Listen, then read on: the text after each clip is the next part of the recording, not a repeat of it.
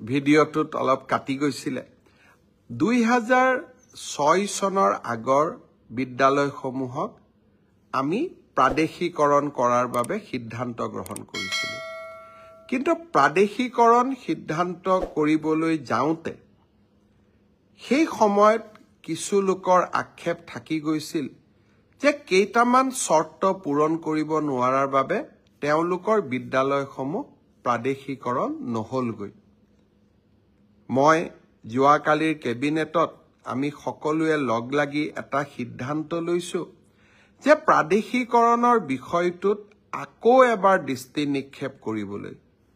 20 জন ছাত্ৰ লাগে কাৰোবাৰ ছাত্ৰ 19 জন আছিলে 2006 চনৰ প্ৰতিষ্ঠাৰ আগৰ প্ৰমাণ লাগে কিন্তু বসুন্ধৰা নাথাকাৰ কাৰণে মাটিৰ পাত্তা পোৱা নাছিলে কাৰোবাৰ কোৱালিফিকেশনৰ লগত সেই সময়ত তেওঁলোকৰ কোৱালিফিকেশন নাছিলে পৰৱৰ্তী সময়ত কোৱালিফিকেশন আয়ত্ত কৰিব পাৰিলে যিসকল লোক সৰু সৰু ভুলৰ কাৰণে বাদ পৰি গৈছিল তেওঁলোকক প্ৰাদেশিকৰণৰ আওতাত আনিবৰ বাবে শিক্ষামন্ত্ৰী ৰনোজ পেগু কেশৱ মহন্ত আৰু জয়ন্ত মল্ল বৰুৱাক লৈ আমি এখন কমিটি কৰি দিছো যাতে কমিটিখনে আমাক উপযুক্ত পৰামৰ্শ দিব পাৰে আৰু মানৱীয়তাৰ দৃষ্টিভংগীৰে আমি অন্তত কিছু লোকক সহায় কৰিব পাৰো তেনেকে যোৱাকালিৰ কেবিনেটত আমি আৰু এখন কমিটি কৰি দিছো মন্ত্ৰী অজন্তা নেওগ আৰু মন্ত্ৰী পীযুষ হাজৰিকা আৰু ৰনোজ পেগুক লৈ পেলাই এই কমিটিখনেও লগত মন্ত্ৰী অশোক সিংঘালু থাকিব এই কমিটিখনে আশা কৰ্মী মধ্যাহ্ন আহাৰ যোগান ধৰা ৰান্ধনীসকল আৰু অংগনবাদী কৰ্মী আৰু সহায়িকা সকলেও বিভিন্ন সময়ত উত্থাপন কৰি অহা দাবীসমূহ আকৌ এবাৰ সমীক্ষা কৰিব সকলোৱে লগ হৈ অসমৰ জ্বলন্ত সমস্যাসমূহ সমাধান কৰিব পাৰো আজিও মই সদৌ অসম কৰ্মচাৰী পৰিষদৰ লগত দীঘলীয়াকৈ বহিছিলো ৰাজ্যৰ ফিক্স পে কেজুৱেল কৰ্মচাৰীসকলে ভোগ কৰি থকা বিভিন্ন অসুবিধাৰ কথা তেওঁলোকে মোৰ দৃষ্টিগোচৰ কৰিছিল কেইবাটাও আমি সিদ্ধান্ত লৈছো এই কৰ্মচাৰীসকলকো সহায় কৰাৰ বাবে আৰু খুব সোনকালে অন্তত অসমৰ চৰকাৰী হস্পিটালসমূহত আমাৰ কৰ্মচাৰীসকলক সম্পূৰ্ণ কেছলেছ ট্ৰিটমেণ্ট কৰাৰ বাবে অৰ্থাৎ টকা দিব নালাগে মাত্ৰ কাৰ্ডখন দেখুৱাই স্বাস্থ্যসন্মত স্বাস্থ্যৰ পৰীক্ষা কৰিব পাৰিব চিকিৎসা ল'ব পাৰিব যাক কেছলেছ ট্ৰিটমেণ্ট বুলি কয় ৰাজ্যৰ চৰকাৰী কৰ্মচাৰীসকলৰ কাৰণে এই কেছলেছ ট্ৰিটমেণ্টৰ ব্যৱস্থা আমি চৰকাৰী হস্পিটালসমূহত প্ৰণয়ন কৰাৰ বাবে আমি সিদ্ধান্ত লৈছো আজি কৰ্মচাৰী পৰিষদৰ লগত কথা পাতি এই সিদ্ধান্তসমূহ লোৱা হৈছে আপোন ঘৰ আঁচনিত এসময়ত 15 লাখ টকা হাউচিং লোন লোৱা হৈছিল এতিয়া বহুত কৰ্মচাৰীয়ে বিচাৰিছে যে আপোনালোকে যেহেতু নতুনকৈ 30 লাখ টকাকৈ ঋণ দিয়াৰ ব্যৱস্থা কৰিছে আপোন ঘৰত আমিও ঋণ ল'ব পৰা ক্ষমতা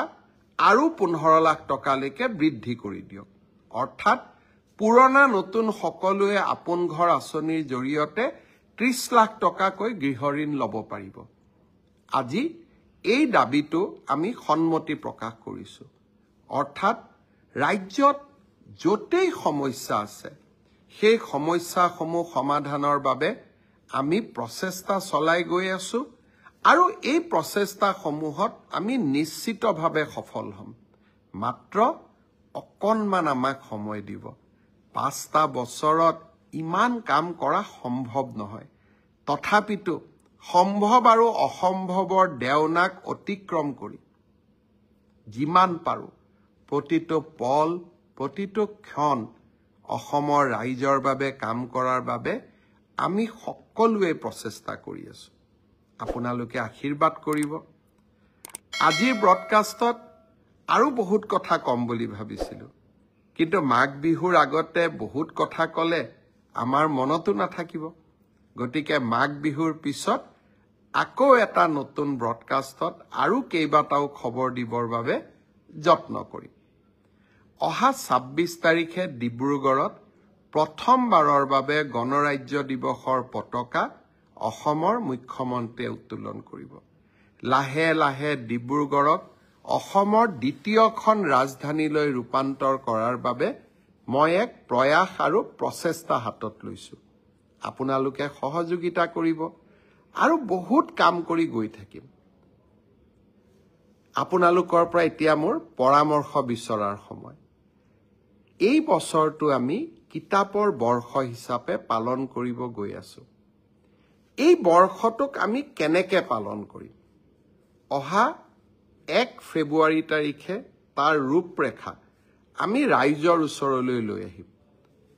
কিন্তু চৰকাৰ কেতিয়াও ওৱান ৱে ট্ৰেফিক হ'ব নোৱাৰে ৰাইজৰ পৰামৰ্শই চৰকাৰখনক শক্তিশালী কৰে আপোনালোকে মোক জনাওক যে কিতাপৰ বৰ্ষ আমি কেনেকৈ পালন কৰিম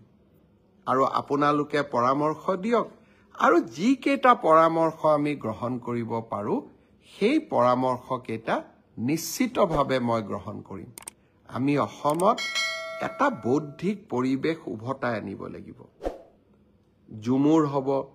সাংস্কৃতিক পৰিৱেশ খেল মহাৰণ ক্ৰীড়াৰ পৰিৱেশ আৰু কিতাপৰ বৰ্ষ এটা বৌদ্ধিক পৰিৱেশ বৌদ্ধিক সাংস্কৃতিক ক্ৰীড়া এই সকলোবোৰতে অসমে আকাশ চুৱক আৰু আমি প্ৰচেষ্টা কৰিলে আমি সফলো হ'ম পুনৰ এবাৰ উৰুকাৰ শুভেচ্ছা জনালো উৰুকাৰ দিনা পিতৃ মাতৃৰ সৈতে উৰুকাৰ ভাত সাজ খাবলৈ নাপাহৰিব আৰু কাৰোবাৰ যদি পিতৃ মাতৃক লগ পাবৰ কাৰণে অসুবিধা হয় সিদিনাখন অন্তত তেওঁলোকৰ খবৰ ল'ব তেওঁলোকেও যাতে উৰুকাৰ সোৱাদ আপোনালোক নাথাকিলেও আপোনালোকৰ মৰমেৰে সেই উৰুকাৰ সোৱাদ ল'ব পাৰে আৰু আমি আমাৰ অসমৰ বাপতি সাহোন বিহুটো আমি সুন্দৰভাৱে পালন কৰিম মাঘ বিহুৰ দিনা অগ্ৰজজনক সেৱা কনিষ্ঠজনক মৰম এই আমাৰ মানৱীয় গুণসমূহ আমি যেন হেৰুৱাই নেপেলাওঁ আৰু যিসকল পিতৃ মাতৃ আমি আমাৰ ল'ৰা ছোৱালীক এই মানৱীয় প্ৰমূল্যসমূহ আমি শিকাম মেজিৰ জুইত আমি অমংগলক বিদায় দিম মেজিৰ জুইত আমি দুষ্কৃতিক বিদায় দিম আৰু মেজিৰ জুইৰ মাজেৰে আমি আমাৰ ৰাজ্যখনলৈ আমাৰ পৰিয়ালটোলৈ আলোকৰ বন্তি গছি আমি আকৌ এবাৰ একেলগে জ্বলাম